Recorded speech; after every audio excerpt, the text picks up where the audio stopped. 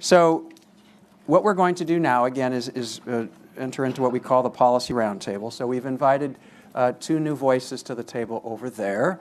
One of them was there with us this morning. But we don't have a manufacturer representative with us today, unfortunately. We have two payers. So Jeremy and Young, would you guys please introduce yourselves again? Or Jeremy, at least. Oops, you have to push continuously on that. Thank you. My name is Young Freed. I'm the Vice President of Pharmacy Plan Services for Health Partners. We're in the Integrated Delivery Network in the Midwest region, and it's my pleasure to be here. Jeremy Friedel, I'm a Director of Trend Solutions at Express Scripts. All right, good. So there are lots of different ways I could enter into this, but first I was just going to mention my father was a primary care psychiatrist, I guess you'd call it, general practice psychiatrist in a suburb of San Diego for many, many years. And as I became a doctor and interested in evidence-based medicine, I was interested in his approach to evidence. And he said, I have one approach to evidence. I'm never going to be the first on the block to use something, and I'm never going to be the last on the block to use something. That's my approach to evidence. So should doctors be the first on the block to use this drug or not? Is this something that every regional area of the United States needs multiple centers so that we can rapidly scale this up? Or is it a go slow, let's set up a few centers of excellence, learn more before we start to use this in the over 200,000 patients each year who have treatment-resistant depression? Clinical experts, what do we need? Well, I think both. And I'll put it in the context. My greatest concern, and I'm a mood disorder specialist, and for years I was medical director of the depression clinic at Northwestern, ran clinical trials program. For the last 10 years, I've had a part-time private practice specializing in mood disorders and do a lot of TMS. I really appreciate Mr. Sperling's comments about what's happening with ketamine, because it's a big concern I have. I see a lot of patients coming in for evaluation who are seeking ketamine treatment from people with absolutely no behavioral health experience at all. Basically going to like strip mall ketamine clinics. And you're talking about conditions that have extremely high acuity with significant suicide risk. And people are desperate. And so in some regard, it may be nice to say, well, let's wait and get a little bit more history here. But there's already history happening with ketamine out in the real world. And it's not being administered in type clinics that Dr. Cousin has here at Mass General, but it's happening in places where care should not be given to someone with that kind of condition. The suicidality is a major concern. And I'm going to put a different kind of context and a way to understand it. The collaborative study for psychobiology of depression was sort of like the granddaddy of all depression treatment studies, NIMH funded back in the 70s and 80s. And one of the things that they found in terms of completed suicides, and they followed over 1,000 patients for approximately 10 plus years, people were more likely to commit suicide when they were cycling or moving from one state to another.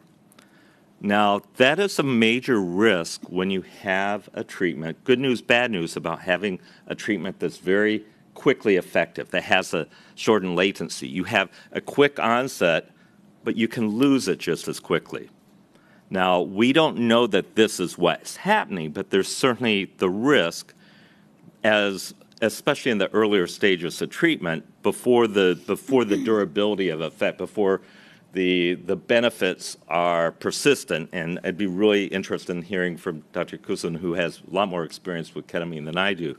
But there is a risk in between treatments of crashing, of returning, and the early data, early ketamine studies, the intramural program and elsewhere, showed that was happening. Now, you can imagine for someone who's very treatment resistant, who's failed umpteen different medications, they get a taste of feeling better, and then they lose it 24 hours later. That can be devastating. That is the concern I have, frankly, about ketamine being administered the way it is, and why I'd like to see an alternative that's being monitored, preferably in programs that are trained to not only monitor the acute response, but the after effects. And so there is an unmet need, and just saying, well, we need more data here, it kind of ignores the point that there's a lot of unsafe treatment with ketamine occurring, and from a broader public health perspective, that really needs to be addressed. All right. Dr. Christine, maybe you want to comment too, but before you do, the internet being what it is, if people using the IV ketamine, kind of in the strip malls, were all going home the next week and killing themselves, wouldn't the word have filtered out that this is a quick high, but all my friends who tried it have killed themselves? Is there any buzz about this risk among all I hear is more interest, more growth, more use. I haven't heard. But you know what you see happening is people are going sometimes 4 or 5 days a week. They're going for daily treatments, which is not. All right. Dr. Kazim, tell us more from your experience, too, please. Can I summarize it? It's complicated. The more extended version. I started with, the story goes that I started with ECT service, and I had a large collection of ECT non-responders. So I was struggling to find something to offer to those patients because it's heartbreaking when ECT does not work. And we did some research trials, and we see some of those very resistant patients getting better for a week, 2 weeks, and then crashing. So we started the fight with the administration and all the committees, all the three-letter committees you can think of at Mass General, to open a clinic to give them something because really we had no other options. I had vagal nerve stimulator failure, deep brain stimulator failure, after ECT failure. And you see ketamine working in some of those patients.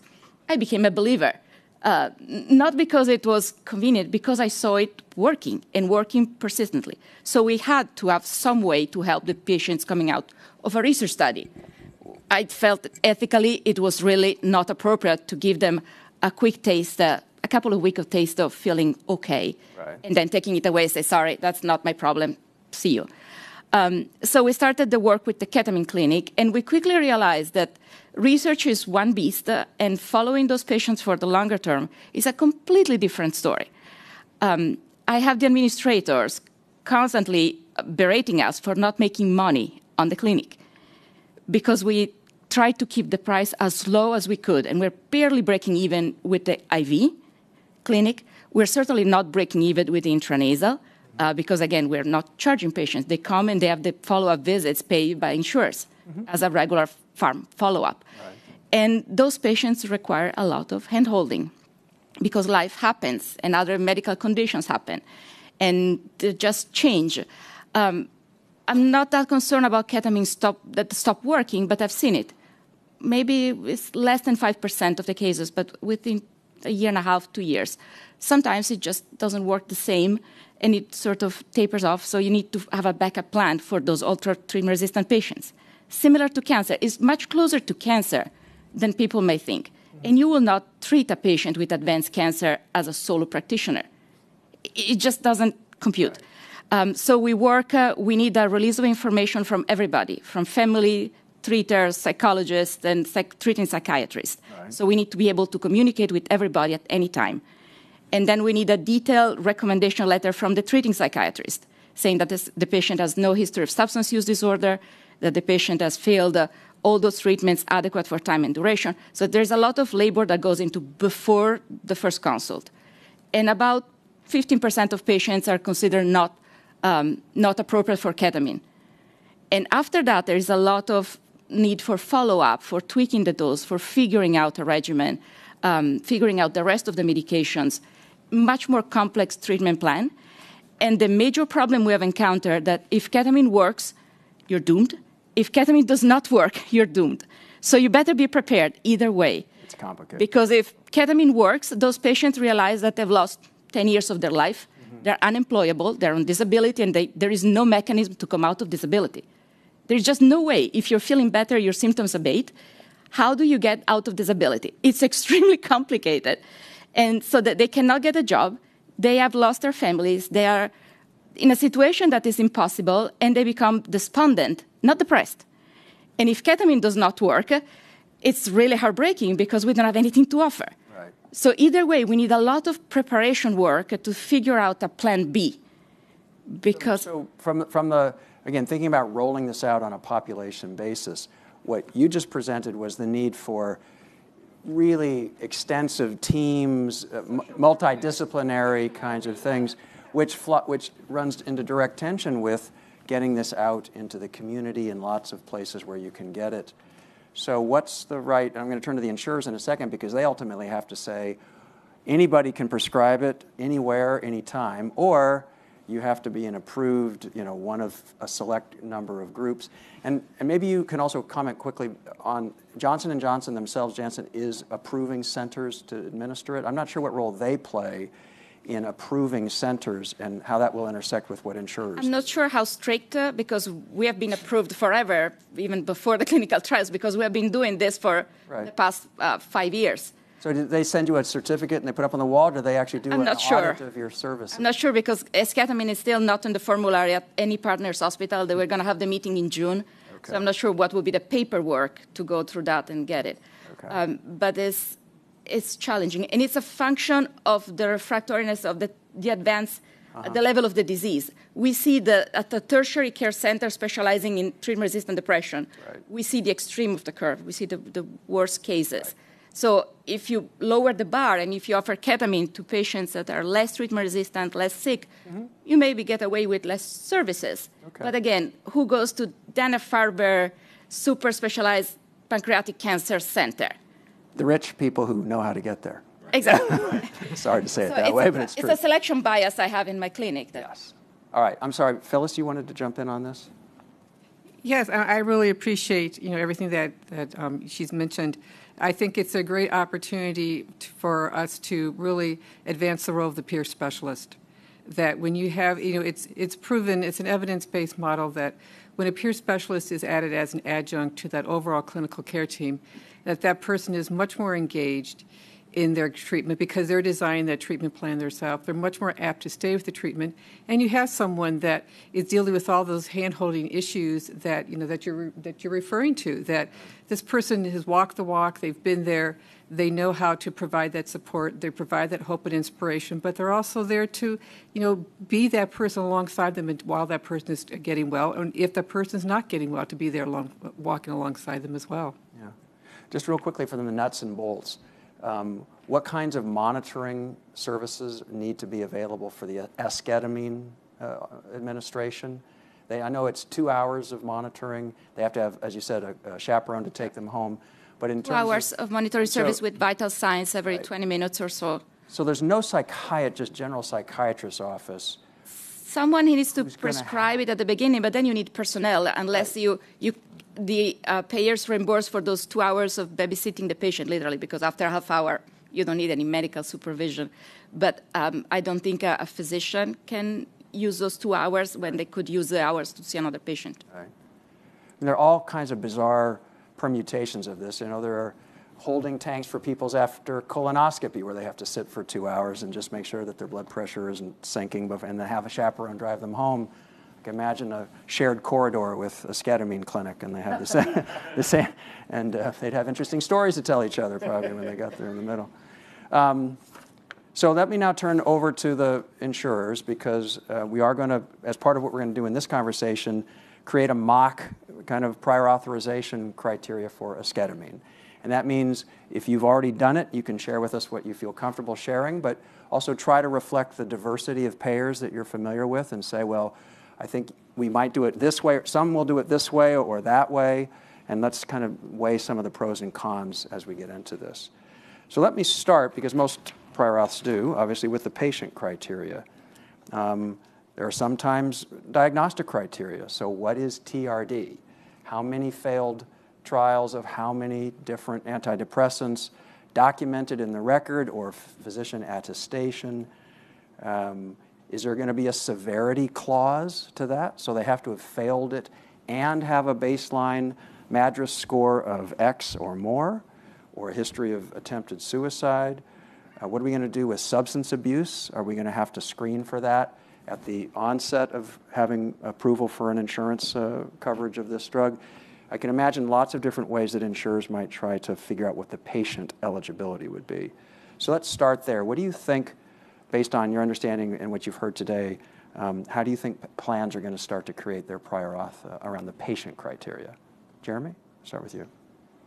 Yeah, so from a prior auth perspective, I would fully anticipate that payers, whether it be Express Scripts or anyone else, they're most certainly going to hone in on this, what defines treatment-resistant depression. So as we heard earlier, you can say, well, they have failed a medication that was given at an adequate dose for an adequate duration, though in practice, it's probably going to be 2 or more. So I would imagine most prior auths are going to hone in on that the patient has failed 2 different antidepressants from 2 different classes or 2 different mechanisms of action. Now, whether they would go the distance to say, well, what were the doses and how long were they on them, that gets very complicated from like a prior auth or UM perspective. So I would imagine most wouldn't go that way unless we're talking maybe a custom health plan type review. Large ones used by, say, like Express Scripts would probably stay away from that. It also speeds up the review of the drug, particularly if a patient needs it in a more acute situation. Okay. Young, what's your perspective on that? Very similar. Sorry, I have to push you. Very similar to Jeremy. I think it would be actually 3 or more categories, not 2 or more. Although I agree with Jeremy around defining treatment-resistant depression, that's a little unclear. So we'll probably have to have a discussion on that with our behavioral health providers. And then I'm a little unclear, as we haven't had a full review on what the criteria would be for this with this drug, but I'm unclear on how long the approval would be. Since it sounds like it's more of a acute treatment, and there's a lot of discussion around long-term treatment with this medication. So let's come back to stopping rules if we can, or reauthorization kind of paradigms. So real quickly, greater than or equal to 2, greater than or equal to 3. Is there any clinical consensus definition? I can't remember honestly from the clinical trials whether it was 2 or 3. Real quick, whether that matters or not. So in the trial, it was two different ones, including one that was given during the enrollment period. But just as a subgroup analysis of the just published Transform 2 that Dr. Kerfman was referring to, the forest plot shows that all of the benefit was in patients who were on 3 or more during that episode. So my guess is that any insurer who looks at that table is going to say all of the benefit was in the as our experts are saying, the patients with the most severe symptoms who have failed multiple drugs in that episode. And to follow up on what Dr. Atlas is saying, what you're essentially describing is people who are not responsive to what we think of as traditional antidepressants. So to me, it makes no sense to keep chasing, throwing one after another, but rather if I was looking at sort of prioritizing level of treatment, I'd look at maybe 1 or 2, 2 antidepressants of different categories, but then alternative treatments that, whether it be an augmentation strategy, there's now 3 or 4 compounds that have TRD augmentation indications, lithium augmentation, TMS, ECT. So I would broaden it beyond just traditional antidepressant failures, but whatever the magic number you come up with, I would encourage including treatments other than antidepressants within that. Okay. And from what you said earlier, I could assume if a patient tried an SSRI 20 years ago and it worked for a while but then stopped working, you probably wouldn't want a health plan to say, well, they have to have had a trial of it within the past 2 years, 1 year, 3 years, 5 years. You don't want to put a time limit on it, or is it reasonable? Is it reasonable to try if they've only been on one drug for the last 5 years, but they tried 2 others in their teens?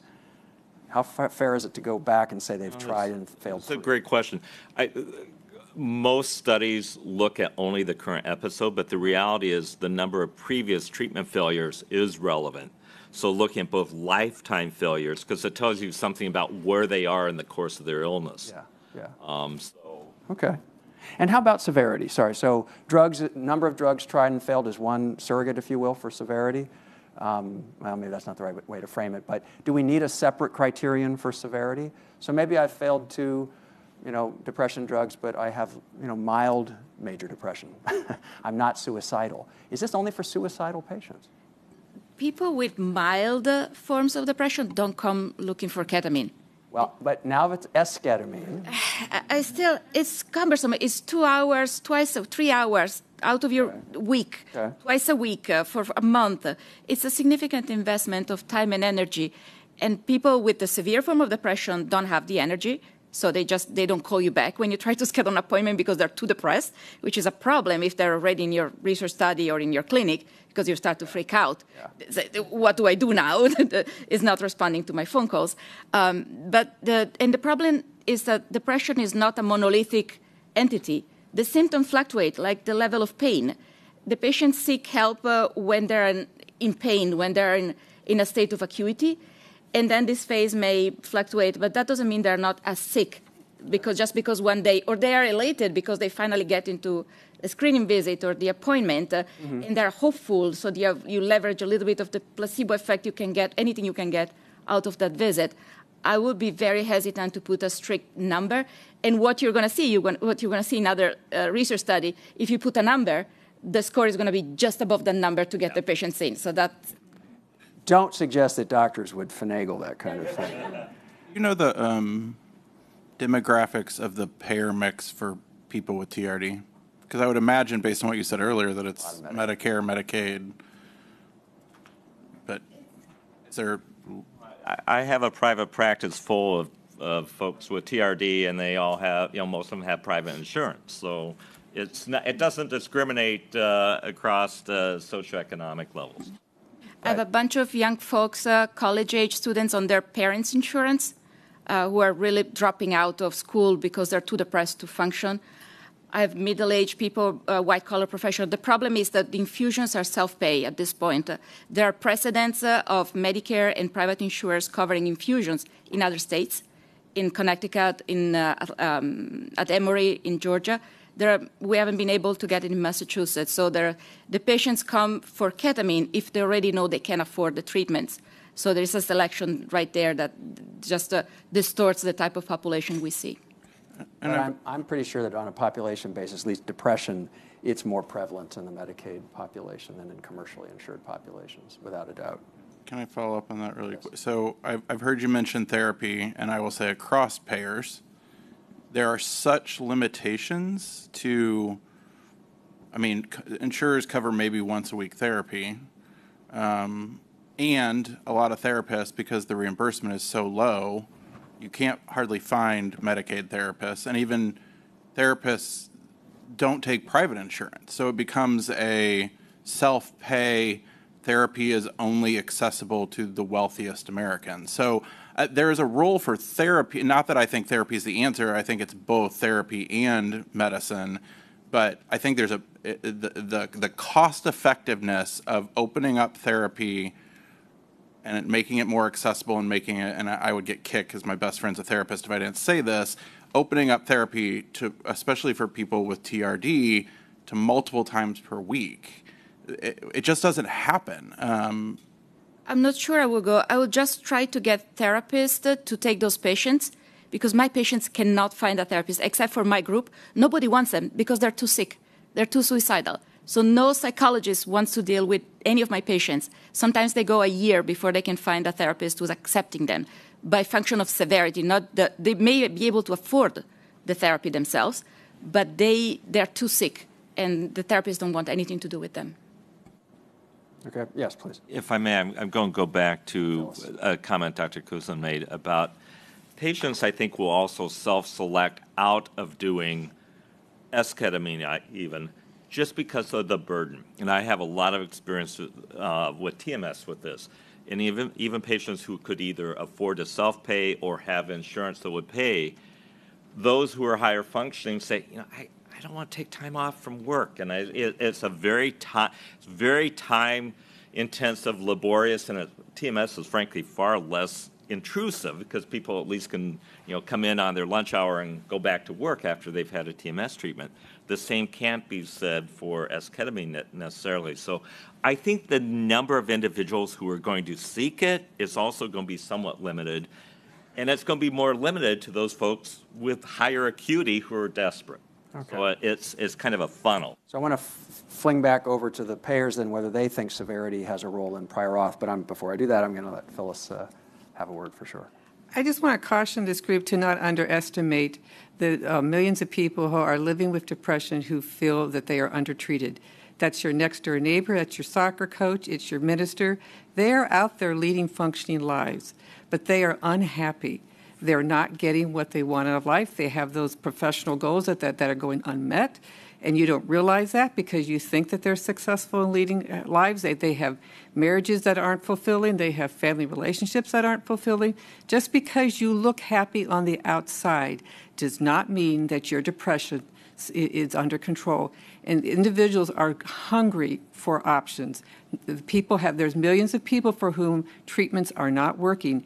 The fact that esketamine is available to them, that's their decision to make a collaborative decision with their clinician on whether or not this is the right step for them. And they're going to make their own risk-benefit analysis on that. Yeah. And to be fair, sometimes it's kind of obvious, sometimes it's not, but we probably wouldn't be having this meeting if the cost of esketamine was the same as ketamine. There are, even at 200,000 patients, and again, I agree with you that we're not going to have a stampede to the esketamine clinic overnight, no matter what consumer advertising or anything else that goes on. It's going to be a ramp up, and who knows how many will end up there. But 200,000 patients times $30,000 a year is $6 billion right there, and that's a huge amount of money that obviously would need to be thought of as an opportunity cost for spending it in some other way to help the mental health community. So it's part of what the balance that people are going to be seeking. So for hearing what over here, I would be surprised if payers want to try to create a separate criterion for severity, but maybe I'm wrong. What do you guys think? So I think based on what we discussed, 3 or more categories or 3 or more drugs, and some of the discussion earlier from everyone, it sounds like this drug would be for a severe a patient. So I don't think there's any question about that. One of the comments I will say is our clinics for Health Partners, we received a grant to have patients be tried on esketamine for I can't remember how long it's been, but we've had access to the medication, and there's been very little uptake within our clinics. So I agree with what you said. Even if it's available, there's going to be, I think, some limit to the patients who would want this. Yeah. Thanks. Jeremy? Yeah, and just to add to the 3 drugs versus 2, when I clarify 2 would be 2 that they have tried in the past and have failed. The third would be the one that they're on coming in and requesting esketamine, so there would likely be 3. But to the point of severity, no, I wouldn't imagine most plans would want to get into the business of trying to really define severity within a criteria, mainly because no matter what their score is, that doesn't necessarily correlate to whether or not they're in a position where they're functioning highly or they might have thoughts of self-harm or things like that. There's not a strong, necessarily definitive correlation there. So to try to define that in criteria would be extremely difficult, if not impossible. Okay. Now, if this had been a $35,000, $40,000 once-a-day oral tablet, now I think payers would be a little bit more concerned about how aggressive they would have to be in As we've already discussed, the administration, the time involved, I think will be a self-limiting factor and probably avoid some of the bleed into populations that maybe aren't quite ready for esketamine. Great. Well, if we have time, we'll come to it later, but apparently there are ketamine lozenges, injectables, multiple other forms of it coming to some kind of store, either strip mall or a good clinic near you. So we'll get there.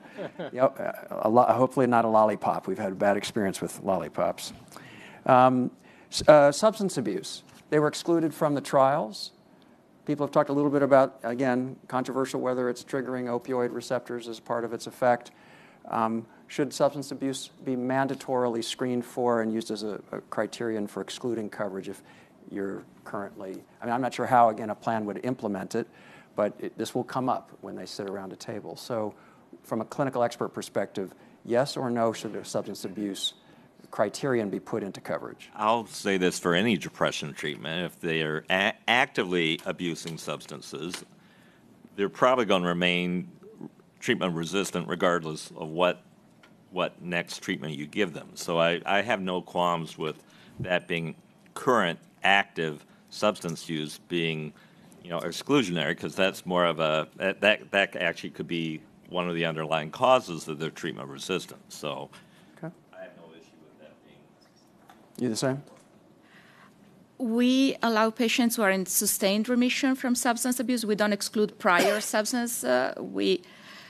We're probably went to an extreme when opened the clinic. We put 5 years of sustained remission from a substance use disorder, and it's probably too much. But this is because we're giving ketamine to bring home. So we're refilling a prescription for intranasal. And we want to make sure that the patients didn't use more. Right. And there is one strike, you're out policy.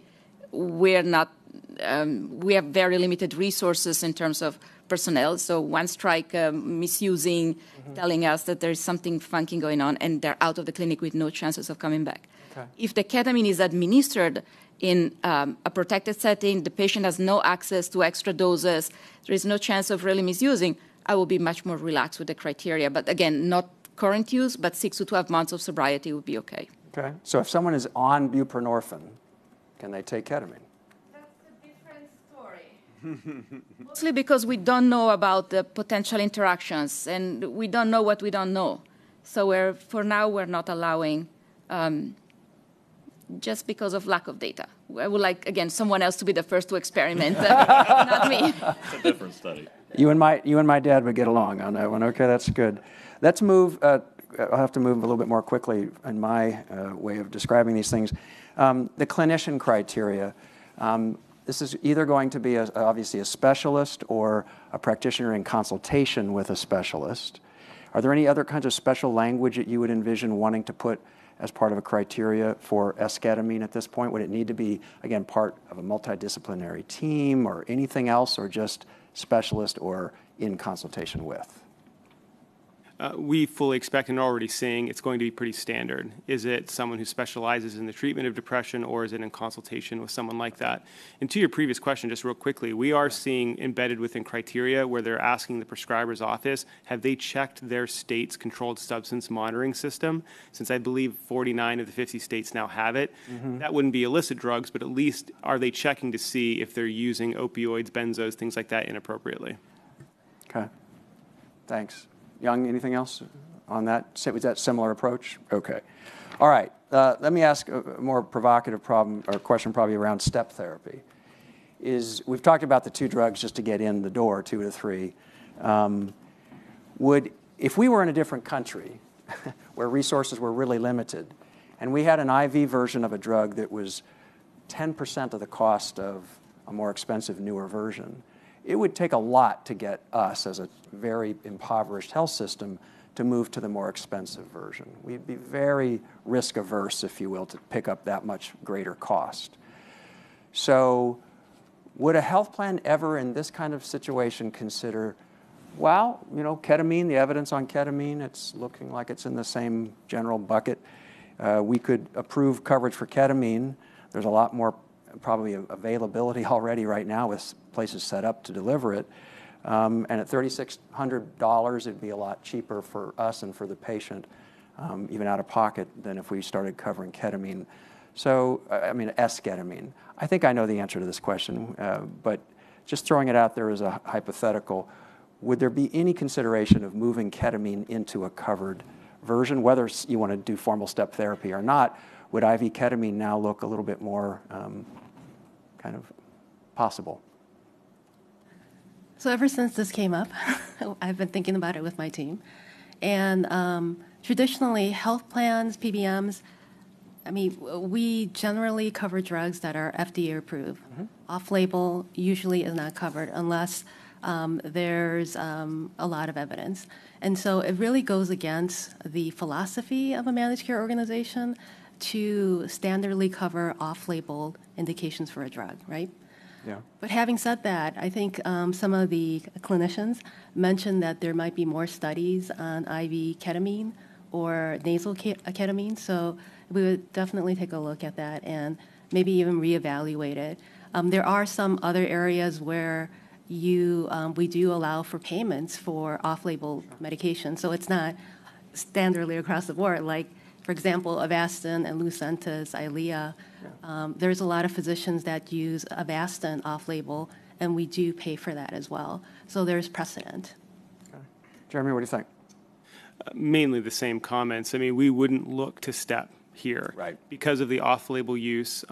It also introduces it's a very unique dynamic of whether the drug's going to fall in the pharmacy benefit or the medical benefit. So there's a lot of interesting factors that have to be weighed in, because it affects not just the cost of the plan, the cost to the patient, but because ketamine is not labeled for this indication, it'd be very difficult to actually build a step policy here.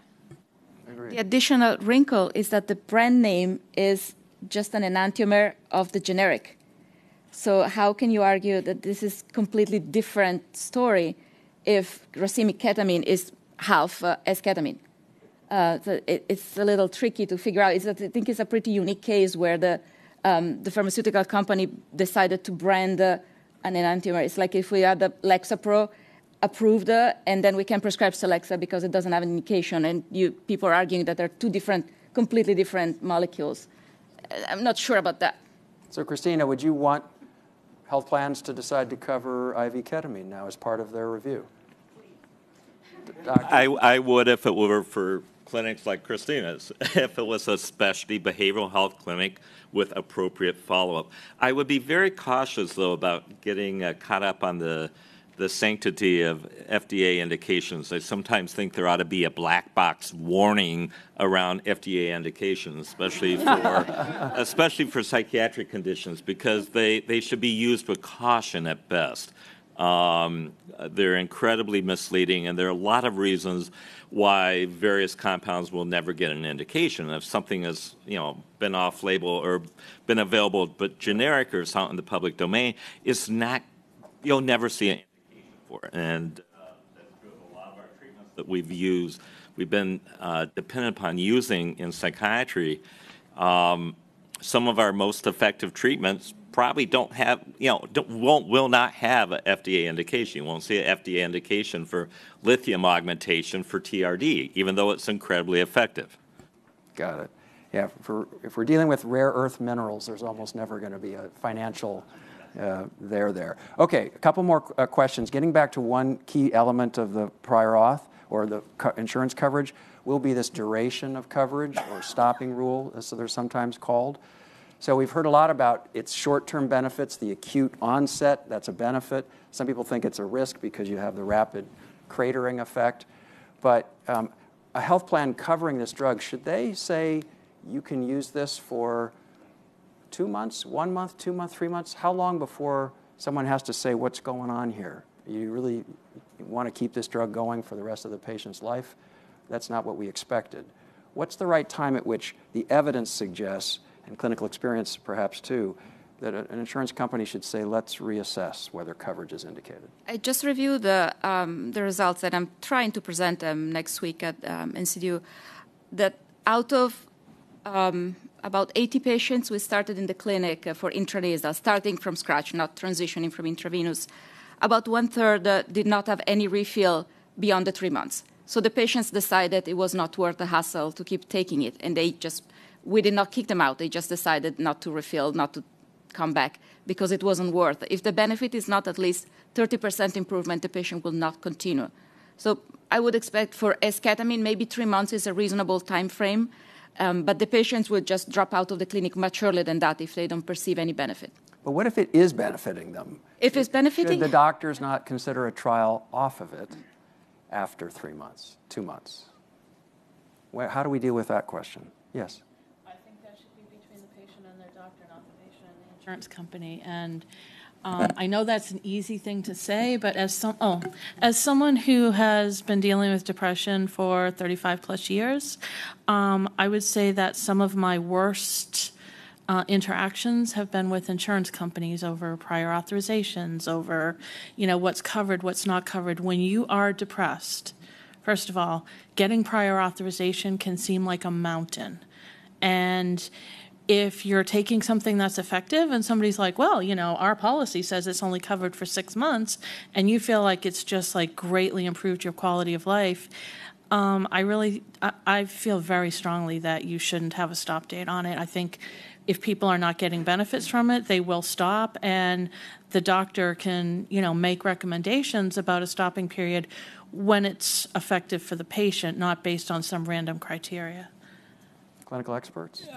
I think that both TMS and even ECT, frankly, are going to be somewhat analogous in terms of the experience, and that is they're both acute treatments, and what it typically happens is that if someone reaches remission at some point, you continue maintenance therapy with whatever other depression treatment there is, and then at some point, if someone needs a recurrent treatment, they may come in for a booster session, and there's protocols that sort of help determine that.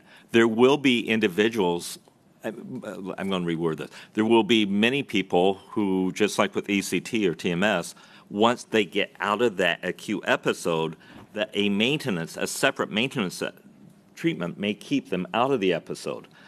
But if they relapse, then you can do if you've defined that someone does not have, if there is no alternative treatment to keep them out of the depression, then that might be an indication for ongoing maintenance ECT or esketamine, for example. That happens now, but the number of people that do maintenance ECT or maintenance TMS Small. Very small. Payers, what do you think about where you think the approaches how will they vary when it comes to this question of stopping rules? Sure. So we're fully anticipating that most prior auths are going to be pretty straightforward. You go through the review, you're approved, it's approved for a year. It's not designed to stop to reassess, are you really getting a benefit? When it expires, the same review would apply, and we would anticipate same approval because the same factors are in play. I don't envision a lot of plans putting in an actual stop to try to reassess with a different set of questions, no. Okay, Young? Again, we haven't finalized our criteria, but there is discussion at reviewing after 3 months. So we would want to see, is the patient responding? Can we take a look at the PHQ-9 or any other measures to see how effective the medication is? So we are evaluating that. And I think it's important to this is going to be a time-intensive treatment. It's going to be a pain in the tuchus to keep coming in for ongoing treatments unless someone really needs them. So I think people who are responding, who really continue to seek it out, are doing so because they and their clinicians have determined it's really the only other option. But I think people will be incentivized to find alternatives. We certainly see that with TMS, ECT, any other treatment that's laborious. Okay, great. I want to give us time to have some last comments as we go around the table. But first, we always like to let the policy roundtable themselves have a concluding statement. Our tradition is to try to ask it come in the form of a single sentence. You can have one semicolon. If used judiciously, that can get you pretty far down the road. And I often encourage people to do one of two things. Tell us the central theme that you don't want missing from the final report, in which we try to capture this discussion, and or make a request. Which of the different stakeholders around the table or in the room or out there should do something that would be the most important action that could be taken to improve pricing, access, and future innovation. So that's an ask that you can make of any stakeholder around the table. So as you're trying to think of that in one sentence, I know that's challenging, I'd like to start with the payers first, and we'll come down this way.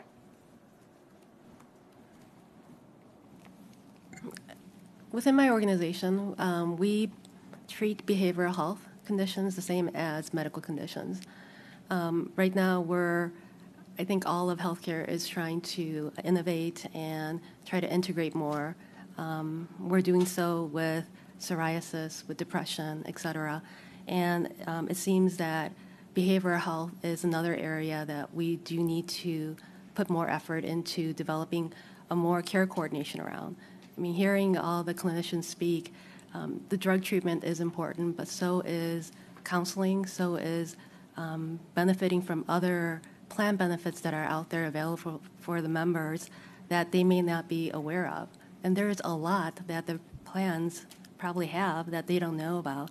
So how do we make that available for these patients, these members, so that they could be successful and their physicians, feel satisfied with the relationship with, with also the plan as well as, their members. So. All right, thanks. All right, there was a semicolon in there. I thought I heard it.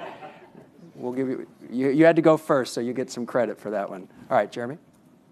Well, it's too bad that the manufacturer isn't here, because what I would close with is that as this is a mechanism that's novel, first one I think that was mentioned in many decades. Well, from a payer perspective, there's been little attention paid to what the cost and what the trend is in depression therapy, because it's been so genericized, and when it does become expensive, it typically moves to medical. Well, this is the first drug in a long time that is causing payers to begin to think about the trend and spend in this category. So I think manufacturers should be paying attention that a lot of payers are finally paying attention to a class on the pharmacy benefit that they haven't before. Yeah, I just have to echo it a tiny bit because I didn't have time to really. We could have set up an empty chair for the manufacturer. It's an old joke, but some people, and again, it does happen historically when the costs for a lot of treatments in an area go generic and they start to get lower, and people are just expectations, and all of a sudden, if a treatment comes in at a much higher price, there's a shock and awe effect. But people have reflected that. $30,000 a year used to be a lot for a cancer treatment. It used to be a lot for a lot of different things. And to some people, it has felt, again, out of scale. Now, our analysis suggested it was about 25% too high for a fair alignment with the benefit for patients. There's a lot of uncertainty still in that. But I agree with you, and our report will reflect a concern in general that as innovation does take off, and we hope it will continue, scaling the pricing to the benefits to patients is going to be one of the best ways to keep it affordable for the overall system, and through that to improve access for patients. I'm going to let you guys go last since that gives you more time to think. So for our clinical experts who've been so helpful, one sentence, major theme, or a request. I just wanted to remind everybody that ketamine is a tool. It's such a polarizing drug and issue. Ketamine is not good, it's not bad. It's just a tool. And I'm very concerned when people are expert at using one tool. I don't want them as a contractor in my house. I want people who are expert at using different tools. So I think the clinicians who are going to be using ketamine, they have to have expertise in psychopharmacology, some ECT, some TMS, so they can decide when ketamine is not appropriate as well as when it is appropriate. And we really need to encourage everybody to put more money into research, especially clinical effectiveness and comparative studies, because this has been my major struggle. I could literally, on that wall, I could cover with rejection letter from grants and funding sources. And that's the major issue. I would love to do comparative effectiveness studies, but if nobody pays for it and nobody sponsors it, it's nearly impossible. Well, and one of the sad ironies of the research world, now that there's a more expensive treatment available, you may find people wanting to fund your research, whereas that was not the case before. Dr. Gilmer. Ketamine and esketamine truly are the most novel psychopharmacologic agents that we have had in 5 to 6 decades, semicolon. And it's the first treatment, pharmacologic treatment, psychotropic, that comes close in its effectiveness to what we see with ECT for our most malignant patients, patients with most malignant illness. Right. Thank you. Appreciate the semicolon. All right. Patients, thank you again for being here. What's your ask or your final conclusion? So people living with TRD have much to contribute to society, and there is a huge unmet need. So for better treatment options. So my ask is that we please make access available to the next Einstein, the next Beethoven, that person is out there. He just needs better treatment. He or she just needs the right treatment. Thank you very much. Pam? My closing thought is that living with depression is really, really hard.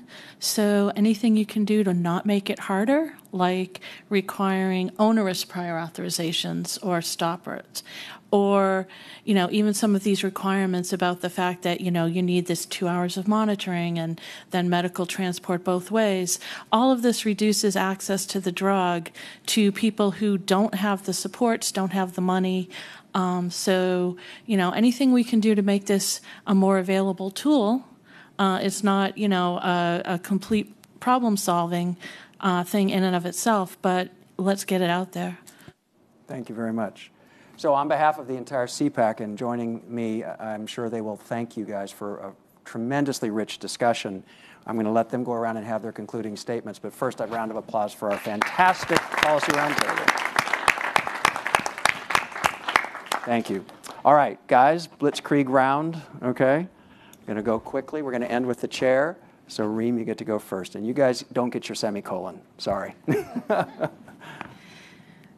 Well, I want to thank ICER again for allowing us to have this discussion, but I really, listening to all this, I am very excited to see in both conditions that we discussed today that the patient and the patient's organizations have played a role in surveying, like getting us data. And one area where I think we all need to work together, we need better patient-reported outcomes for all these conditions to actually say that treatments work or not. And working on patient-reported outcomes it needs expertise, needs time and investment, but it is worth putting that investment in. Thank you. Thanks, Reem. Kurt. Yeah, I really appreciate all your perspectives on things. It really helps add to the context and the decision. I would also advocate for continued research into TRD and also with the cost-effectiveness research. It's we're on a journey, obviously, and again, thank you for your perspectives. Thank you very much. Ryan, thanks for staying. So this is, I would say my comment is not directed at any of you, just broadly and maybe more towards ICER. I'm going to continue to push on this. Where are the managed care, Medicaid managed care companies? Where are the state agencies that were running Medicaid programs? Where are the people of color? Where are the patients that are on Medicaid and Medicare? Both of the issues we dealt with today, they're not at the table. And I think it would be a completely different conversation if the groups we were hearing from were a little bit more diverse and more representative of what we really see in this country. Taken as intended. Thank you. Harold? Thank you to everybody, particularly, of course, to Phyllis and Pam for sharing your perspectives. I must say I was going to say something slightly different from Ryan, but complementary, which is most of my own policy and research concerns people with substance use disorders and dual diagnosis, often in Cook County Jail. And I was a little. I'm not at all critiquing anybody here, but I left thinking, like, what do we have for these people? And that I'm just very chastened that the folks that I see in my own work have TRD to the max, a lot of them, and I just don't know what we. I learned so much today, and I really appreciate everybody's comments. Thank you. Bijan? I really thank you. Actually, I am one of the newest members of CEPAC. So I really thank you, ICER, for giving me this opportunity. And I joined for the reasons what ICER stands for. And today I really found, and I'm really happy to see that we have a process. And the fact that we are actually having a discussion about assessing comparative effectiveness for drugs that are kind of mind-blowingly costly. So I hope we can spread the message far and beyond. Thank you. Thank you very much. Jill. Thank you all for your meaningful contributions today. I think from what I heard today, long ago, a lot of people looking at claims databases, this category rose to the top, antidepressants. And so with the number of people, if your epidemiology is right, you're looking at 5 million people, I think this underscores the need for exploring cumulative budget impact just to, as a going away. Yep. So noted. Greg. Well, thanks to everyone. It's been a fascinating afternoon. And I hope that this will open doors to further exploration of this very interesting concept. I hope that we're seeing just the beginning of what will prove to be an expanding line of research that will teach us more about this serious condition and will lead to other important therapies. Thanks. Albert?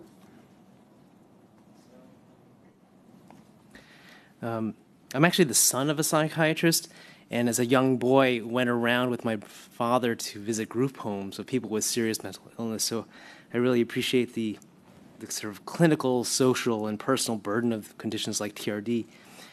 And so throughout the day, I mean, one of the themes is, we now have new drugs for difficult to treat conditions, but we have like a single trial or 3 trials or with really short-term effects, not many, and we don't have the full array of patient-reported outcomes that we need. We don't have long-term follow-up. So it's really exciting. We need more research, and we clearly need reasonable pricing for these innovations. So I'm hoping this kind of discussion will help bring that about. Good, thank you. Don? Well, I'm Rodney Dangerfield's story about how he went to a child psychiatrist for 3 years, but the kid didn't do anything for him. So, and I want to echo Reem's point about patient-reported outcome measures, and I would raise this to the level of now thinking about tools that are built within AI and data science rather than these old psychometric approaches, which are still important. But the discussion this afternoon really resonated. My mother had treatment-resistant depression before she passed away from ovarian cancer. And what came to mind here is the need for team-based care,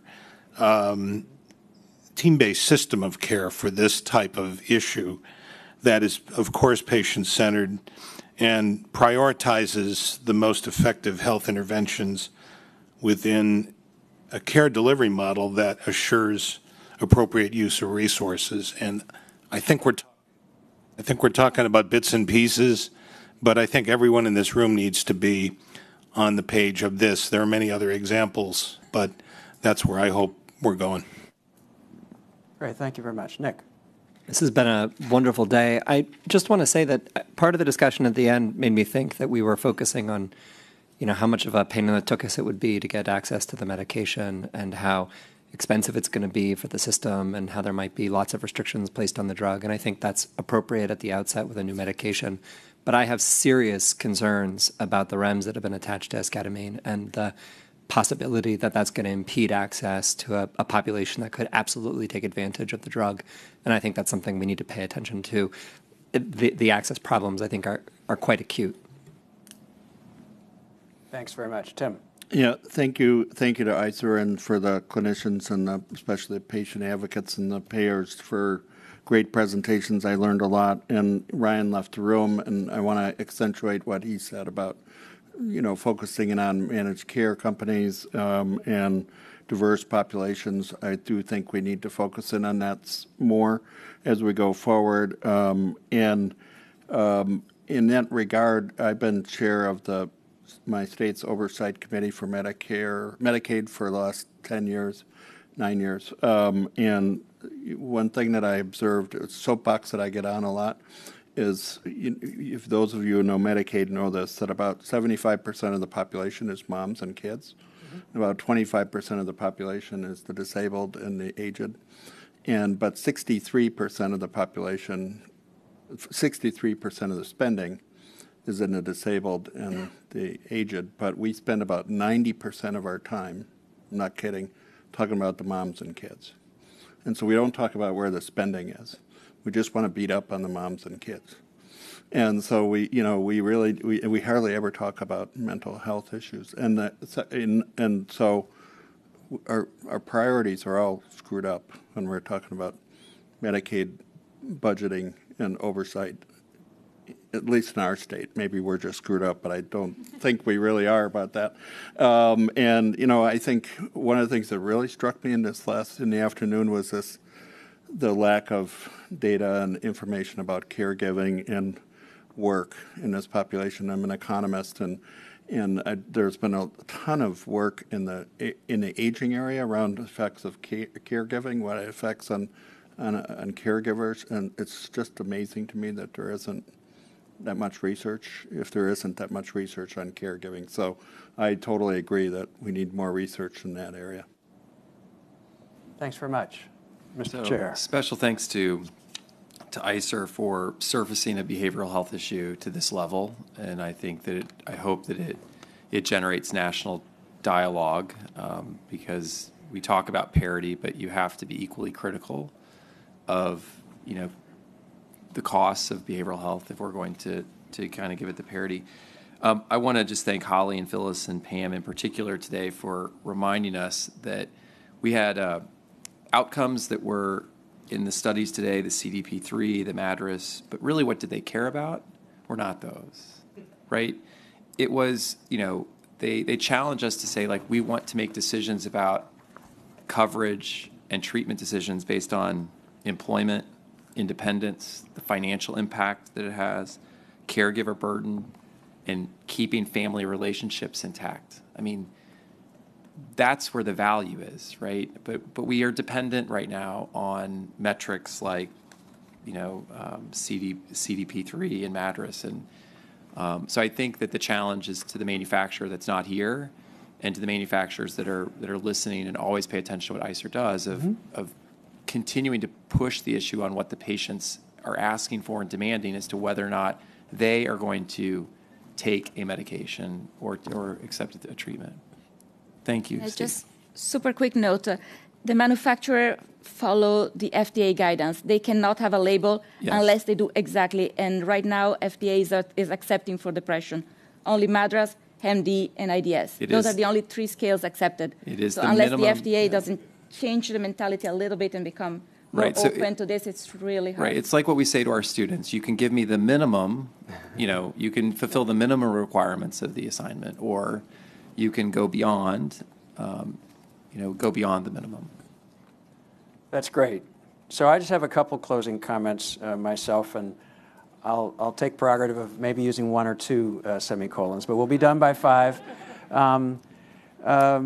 Mr. or Dr. Einbinder, are you still here? No, did you have to leave? It fits into a lot of what you all have already said about the research needs here to recognize that mental health is more than a MADRS score, and an improvement in a MADRS score does not capture everything that we want to see in human flourishing and thriving, I think was his term. And I just think that is really important, and it's going to take concerted effort by patient groups and others, because the FDA can change what it does, but as Eric said, companies can also add in other measures to try to get a broader, more holistic sense of what's happening to patients, and bringing that to the table for decision making. That being said, I am happy in the effect that I've seen cost effectiveness have on decision makers when applied to mental health. And it was captured in that one slide that Dan Touchette put up, where major depression affects your quality of life more than having congestive heart failure. That means you can't get from your bed to the bathroom without feeling out of breath. It's worse than having renal failure and going to dialysis twice a week. It is a severe, severe condition, and the quality of life scores, even linked just to the MADRS, show that. So in some ways, it's like it does introduce for decision makers the idea that mental health is on the same playing field with some of the most severe and acute and lifelong burden illnesses that we know of, and it therefore deserves all the innovation, all the care, and attention that we can give to it. So yes, we need to expand those measures of patient improvement, and we need to continue to treat mental health with the respect, if you will, and the dignity that it deserves, because it affects so many of us and so severely. So it really is exciting. My dad said he got into psychiatry in the 1950s because they had been doing nothing except institutionalizing people for decades, and then they had this drug called Thorazine. And it was like unbelievable game changer, and all of a sudden all the best scientists were going into psychiatry. That didn't last too long, but sorry, but it was But there's continuing tremendous unmet need, and the excitement that accompanies a development like this is worth cherishing and celebrating. So at the same time, I know what the FDA did. They basically said, come on, let's hustle this through. It's okay. We've got some unknowns, a lot of unknowns, but there's a lot of unmet need. But we need to kind of couch it and have people show up to drive them home and all that stuff. And yes, that's going to mean how many people who are severely disabled, well, maybe they do have caretakers or people who can chaperone them. But that's really hard for the working poor.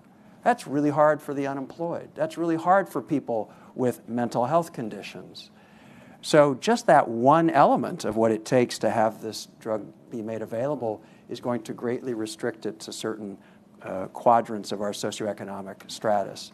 So we do need to hope and push that the FDA, in looking at further evidence, will start to relax that, and that payers will also follow rapidly in looking at how to make sure that the coverage criteria match an evidence-based understanding of what's safe for patients in receiving this kind of treatment.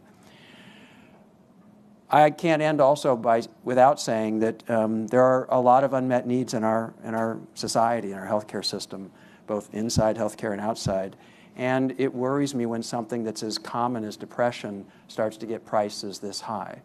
It means that we are not really avoiding that brick wall where we just really will have to take from education or social services to pay for health services in a continuing kind of shell game that will not really end up perhaps with the best outcomes for anybody. And so it's a shame that the company, they participated and shared information, but I wish they'd been here to have part of this discussion with us, because they play a vital role not only in innovating, but in helping us as a society find that right balance between the costs and the prices that will incentivize the right kinds of innovation and future innovation, but that can really help us all make sure that we have the resources we need to care for all of us. So I'm just very hopeful that that will be a future theme that we can continue to hit. But in the short term, yay for new drugs that make patients who really suffer have a new hope. Yay for the doctors who will figure out all the paperwork and figure out a bed where they can lie for 2 hours and have that all happen. Oh, I know, here's my ask. So the drug company could say, okay, I tell you what, we'll cut the price to whatever it takes for the payers to pay the doctors to cover that monitoring phase in the office. Because another real bottleneck in access here is going to be doctors who say, I don't have the money to hire staff or to have space to provide this. And sure, a big hospital can take a loss in one little unit because they're going to make it up somewhere else. But if we really want this to... But not for long. Not for long. So even in a system where they can cross-subsidize, this is going to get squeezed. So what we need maybe is a grand bargain where the manufacturer will say, we'll make that available. We're going to make enough profit here. How about we help subsidize the care that's needed to provide our treatment in the way that will help expand the access? Because with more access, guess what? They get more money. If they help provide the resources that will help cover the clinician's cost, in a sense, everybody wins. So that's my ask of the empty chair and of everybody else in the room. My other ask is that you all travel safely home. CEPAC, you've done a spectacular job throughout a long day. Thank you for your intellectual rigor, your heart, and your understanding that we all serve a greater good here. So it's a real pleasure to work with each and every one of you. Thank you.